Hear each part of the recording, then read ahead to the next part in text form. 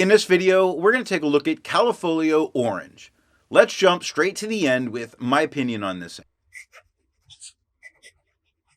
I can say, possibly for the first time, about an orange, I don't like this one. I frequently find it too light to comfortably read.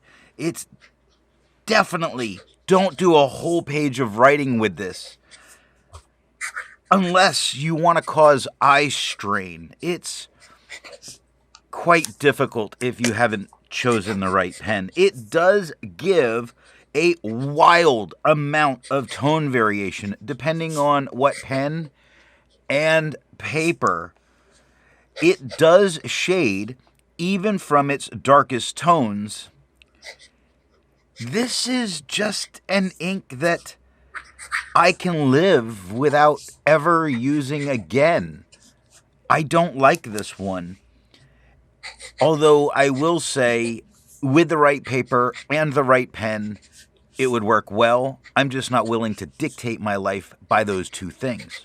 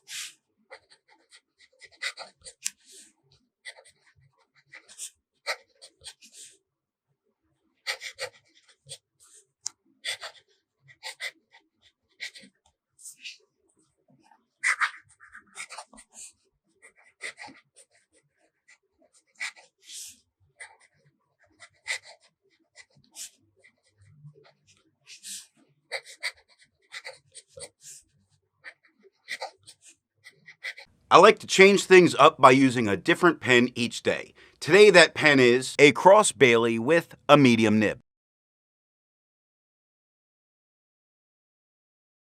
It's inked up, used for a day, and used to take the notes for this video.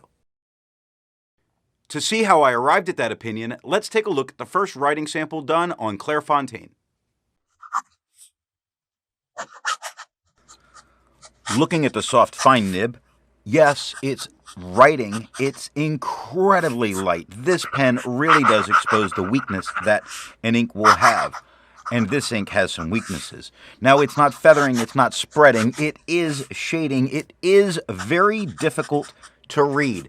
That's not bad adjustment on the camera, and actually, when I look up at the camera, it seems a little bit easier to read than it does in person. So just carry a camcorder around with you, and the ink will be fine.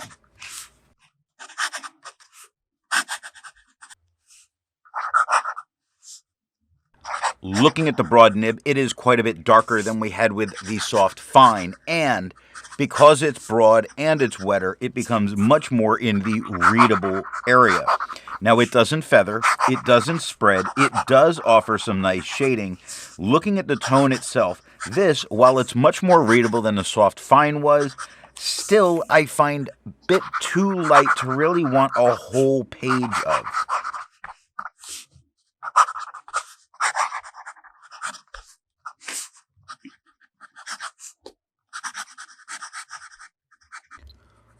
Looking at the music nib, quite a bit darker than we got with the broad. It doesn't feather. It doesn't spread. It shades really nicely. Even its lightest tones, although the lightest tones are a little darker than what we got with the broad, this is usable. But this is from a music nib. I don't use a music nib all the time. I do sometimes for fun, but not all the time. Looking at the back of the page, we get no bleeding, no ghosting, no problem using the back of the page, preferably with a different ink. To have a range of experience, all of the writing samples are done with a Platinum 3776 with a soft fine nib.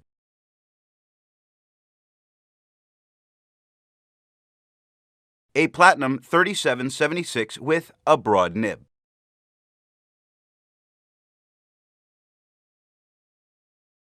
A Platinum 3776 with a music nib.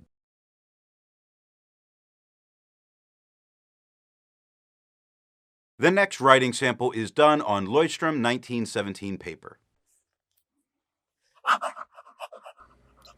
Looking at the soft fine nib, it is easier to read than it was on the Clairfontaine, slightly darker.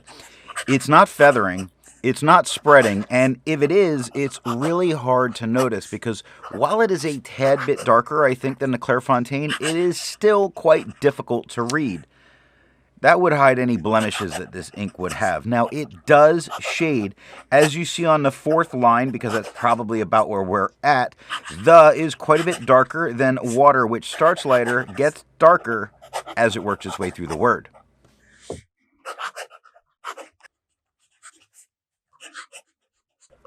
Looking at the broad nib, it is a bit darker than we had with the soft fine.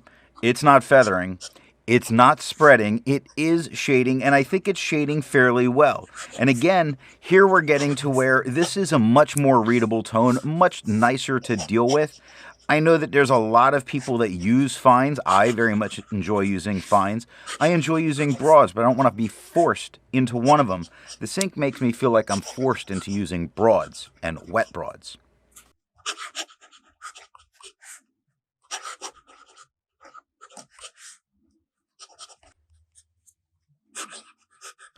Looking at the music nib, it is quite a bit darker than the broad. It's not feathering, it's not spreading, it is shading, it is readable, it is not causing eye strain to look at. The other two I would have to look and kind of look away because it honestly was hurting my eyes here. Probably the extra lighting here doesn't help. But the music nib I find much nicer to use, and it looks much nicer on the page. Looking at the back of the page, we see that we get no bleeding, no ghosting. I would be shocked if we did. But we can easily use the back of the page. I agree with Vita. There's a lot to learn by doing multiple chromatographies.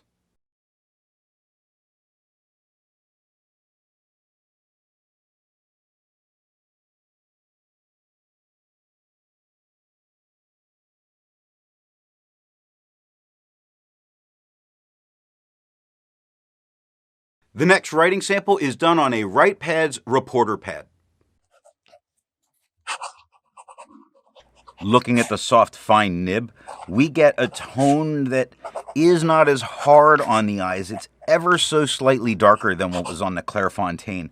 I also think not being on a white paper is helping this a little bit with my eyes. Now, it's not feathering, it's not spreading, it is still offering bits of shading. I won't call this great, but I'm going to call this way better than it did on the last two writing samples.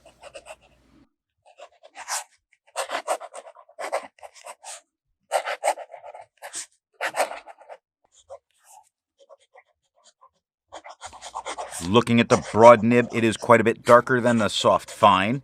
It has no feather, has no spread. Yes, it still offers some shading, not as much as we were getting with previous writing samples, but it is definitely there. It's just that the slightly, I'm going to call it ivory-like tone of the paper is hiding it a bit more. But on the third line, you see 2 on the right, starts darker, gets lighter, and the word itself is quite a bit lighter than these right next to it. So it does shade.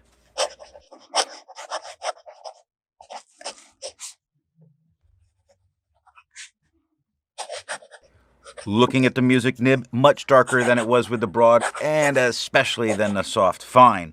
The best and usable tone that we're getting has been from this music nib. It's not feathering, it's not spreading, it is shading, it is very readable and not a problem in this case. This is being a real winner with this ink, maybe giving kind of a foreshadowing event of the Nib and Pen section. Looking at the back of the page, we get no bleeding, no ghosting. You can easily use any other ink that's going to look great on this paper on the back of the page. Just don't use this one, because I hate it. Resistance tests are done to see how this ink can be expected to perform on the page, and more importantly, how hard it may be to clean from your pen. This smear is allowed to dry for 3 days before testing it. And here we see the results of the resistance test.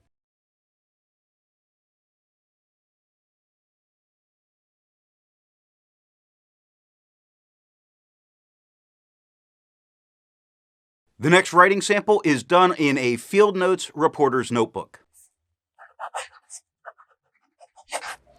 Looking at the soft fine nib, it is gone much lighter again. Now, it is readable in what's there. It's better readable than the Clairfontaine, but not as good as it was with the FieldNotes. It's not feathering. It's not spreading. It's giving little bits of shading. You see on the top line, not starts lighter and gets darker. Found starts darker, gets lighter, and gets darker. So it's doing fairly well here. I just don't want to write with the soft fine on this paper or with this ink. This ink.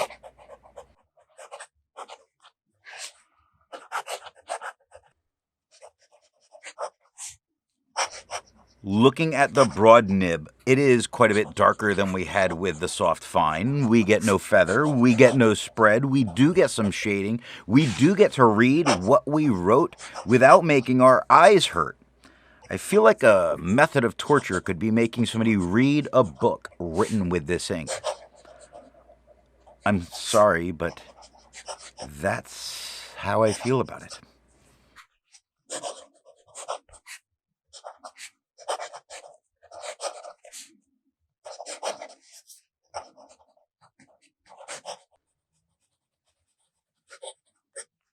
Looking at the music nib, it is darker than we had with the broad. It doesn't feather. It doesn't spread. It does shade. It shades very, very nicely. It is, as it has been, the most usable tone on the page. It is very easy to read. It's pleasant on the eyes. Not something that I've gotten to say on this ink a whole lot, except with the music nib. Ahem.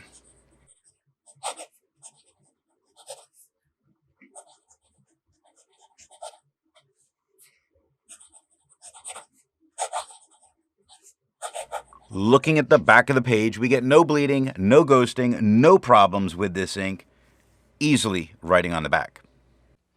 With over 1,000 inks reviewed, let's take a look at some color comparables. Here is Ackerman number 16. Here is Bookbinder's Everglades Rat Snake. Here is Callifolio Orange.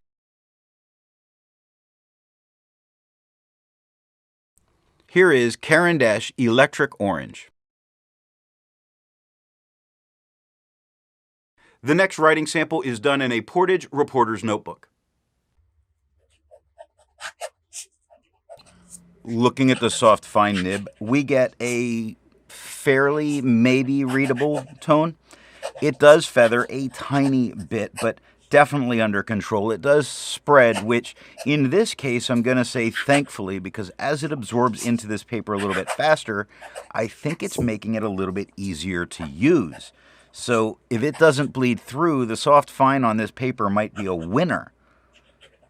Technically, it does shade some. You can see it in Euler on the left side, starting darker, getting lighter to darker again.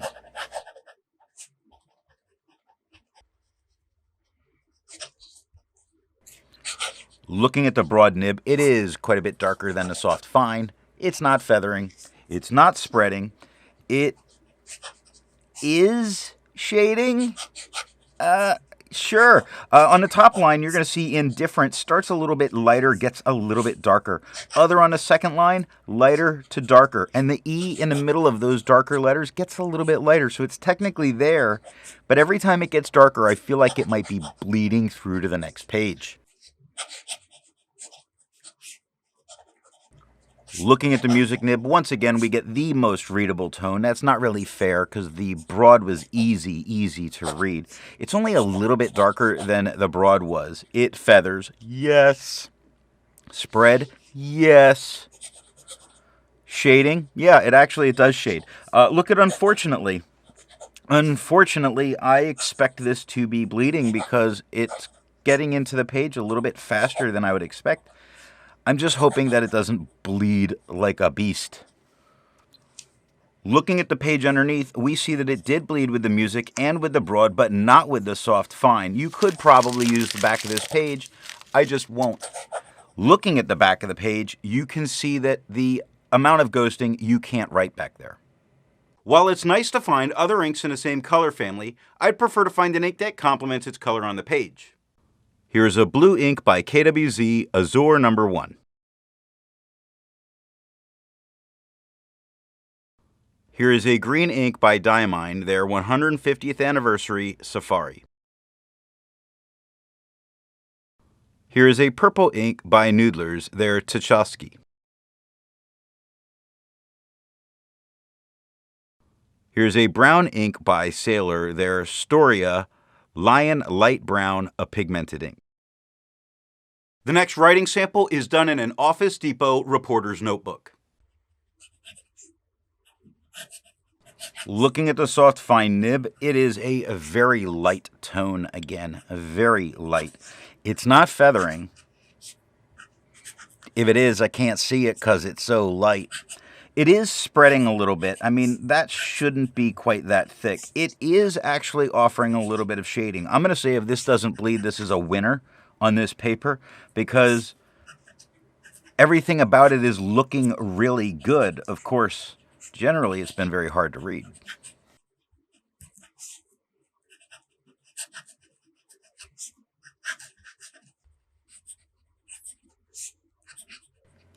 Looking at the broad nib, it is a bit darker than we had with the soft fine. It does more noticeably spread. It does more noticeably feather. It doesn't shade a bunch, but it does kinda some. Another on the second line starts a little bit darker, gets a little bit lighter, and then darker again.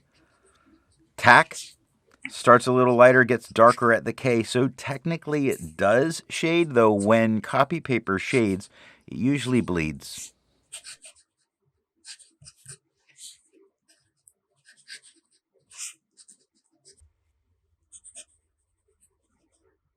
Looking at the music nib, we get feathering, we get spread, we get actually a little bit of shading, which again, when copy paper shades, it's often bleeding.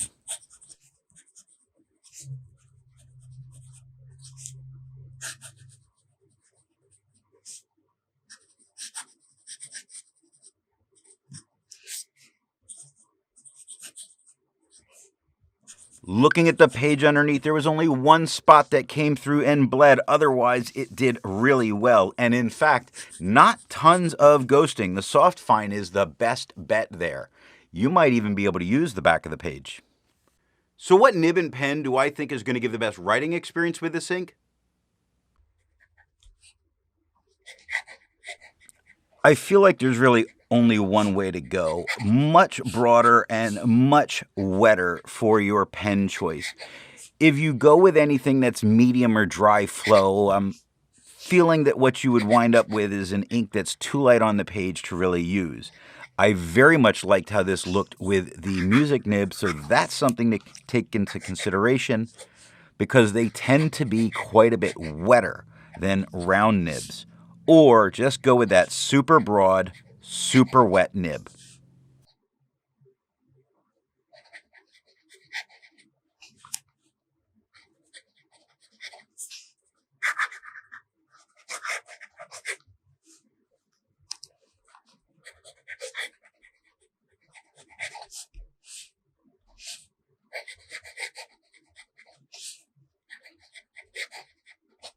I hope you got something out of this video, and if it leads to you wanting to try this ink, when you purchase it, let the retailer know where you heard about it, whether it's me or any other channel. Thanks for watching.